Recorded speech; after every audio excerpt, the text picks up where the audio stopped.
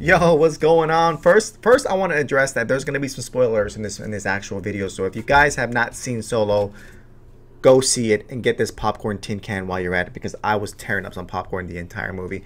But anyways, for those of you that have seen it, I'm going to go into detail with these concept characters. I'll go over some abilities and also discuss the movie. Okay, I've been wanting to talk about it with you guys, so if you guys have seen it, stick with this video. If you haven't, come right back after you tear that movie up. But yeah, let's get started. So if you recognize this card, then you probably watched my first Solo video, because this is the exact same concept card that I created. Now in that video I didn't go into the stats or any abilities because I wanted to preserve judgment for the actual movie. Well, after watching the movie, I came up with an idea that I think would be new, not only new, but it would be innovative for the actual Force Arena game. So here's what I'm thinking. Alright, so guys, walk with me here. Lando uses his blaster to fire penetrating shots at a single target. Now I took that verbatim from the original Lando card, so yeah, that's a little bit of plagiarism, but it's the same exact blaster that he's using now than he was using in his in the prequel. Activating his skill allows an 8th card not included in your deck to be played. Use his ability to help change the momentum in battle. Now here's the interesting part. Now in the movie you see him cheat Han Solo. He's probably been cheating everybody by having a card underneath his sleeve, and he plays it to get his wild card, the card he needs to, or the cards I should say, plural, to win the match of Sabak.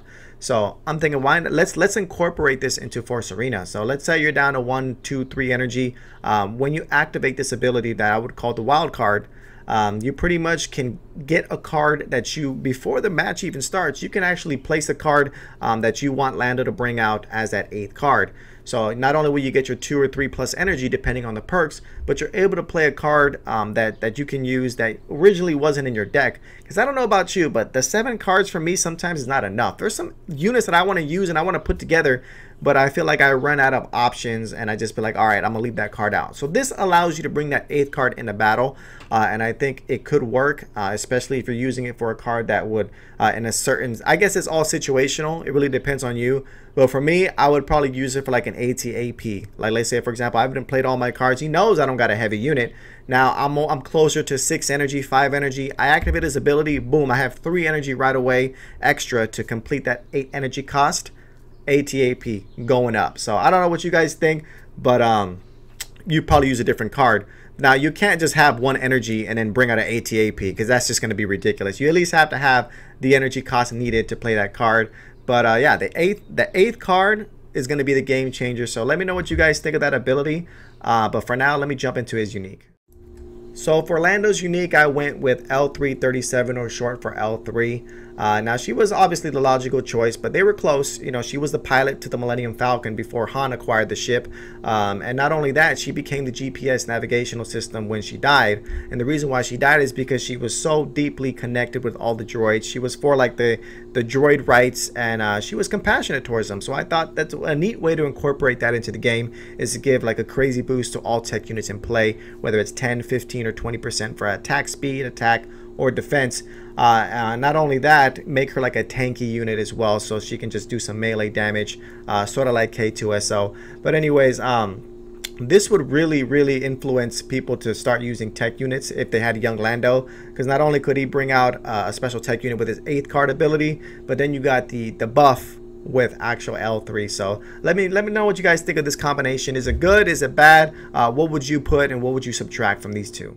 Alright, so coming up next is your boy Tobias Beckett, the main attraction of this video. Now, when I first created this concept, it was as unique. I literally knew nothing about this character, nor did I want to, because I'm not the type of guy to get spoilers before a movie comes out. That's just not me, nor should it be anybody's thing. But anyways, after watching it, you know, you kind of see his character, you kind of see him develop into a traitor at the end, which I didn't see coming. I really thought he was going to be working for the rebellion and kind of serve and continue to serve as Han's mentor. So I didn't see that coming until he kind of said, all right, well, someone else ratted you guys out. So well, that Dryden scene really got me. But legendary card, he has to be a legendary card. It's even mentioned kind of as a cameo that he pushed Aura Singh to her death, which she's in the game as Cad Bane's unique as well. So this guy's gonna have more of a backstory coming in. You guys just wait and see. But he'd have to be for Galactic Empire, since Dryden Boss is Galactic Empire. Even though technically they're working for the Syndicate, the Crime Syndicate, under Maul, which was another surprise. Yeah, it just makes sense that he would have to be for Galactic Empire. based on the Force Arena and how Netmarble's doing things. Now, let me say one thing. I really don't think that Netmarble's done with the solo leaders.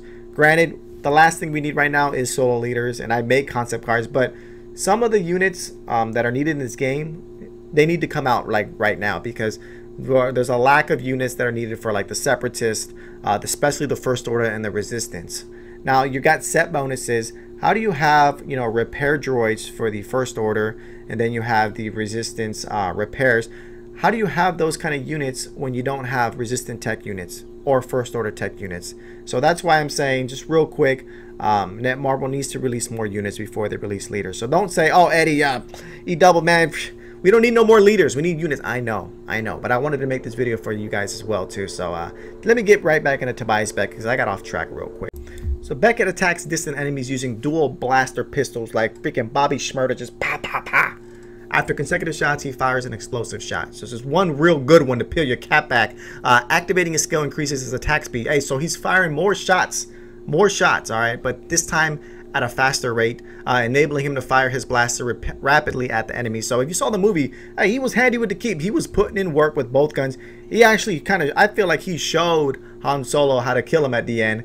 But yeah, you got to give him credit where credit's due. He was a great shooter with both guns. I think, you got Cad Bane, Sabine, and I think some other ones that have dual pistols in the game. So why not give it to Tobias Beckett as well? And make him good with it too. Real good. Attack power 91, DPS 115, and health 1009, attack speed 0.88. So when he activates his skills, that attack speed is just going to get quicker. So yeah, I wanted to, that was the best way I could kind of pay homage to him, his character. But let me know what you guys think, if you feel like he would have a better ability. But one thing I'm just kind of curious about is, what would his unique be? All right, would it be Val or would it be Rio? I didn't know. I couldn't decide, so I decided to make both. So let me jump into Val first, and then we're going straight to Rio. The first unique was part of Beckett's crew. This was Val, and not only was she part of the crew, not only was she in it to serve Crimson Dawn and get heists and get money and get paid, but she was actually romantically involved with Tobias as well, as you saw in the scenes. So it kind of sucked because I wanted to see more of her. She was a badass. She was not playing no games. She was putting in work with the gun, and she really knew what she was doing. So to see her kill herself and not really doing it for anything, because at the end of the day, with Enfys Nest interfering the way they did, Han had to release the cargo, which had the coaxium, and also to avoid killing Tobias and Chewbacca, because they were hanging on, but he didn't want to let go. But yeah, Han caught those hands after Val died.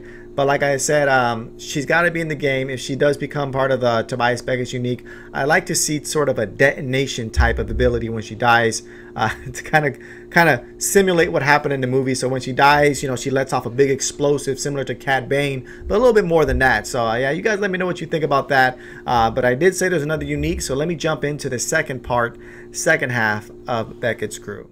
Alright, so the second part of Beckett's crew, we have the four-limbed Ardenian named Rio Durant, who also tragically passed in that scene as well.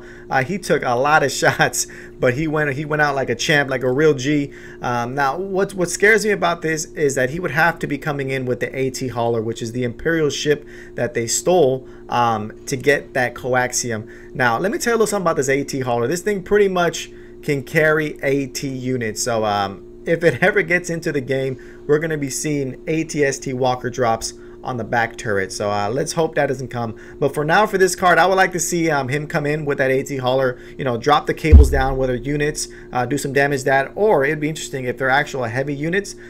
This card would pick that unit up and drop it, dealing some crazy damage. So just an idea there. Let me know what you guys think about that. But yeah, this AT Hauler, all right, I'm going to show you guys in a little bit. You can guys see right now. We don't want this card in Force Arena, because that's our worst fears right there. But as for now, this is what these are the two concept cards I created. Definitely there's more. Let me know what your favorite characters are. Let me know what concepts you'd like to see.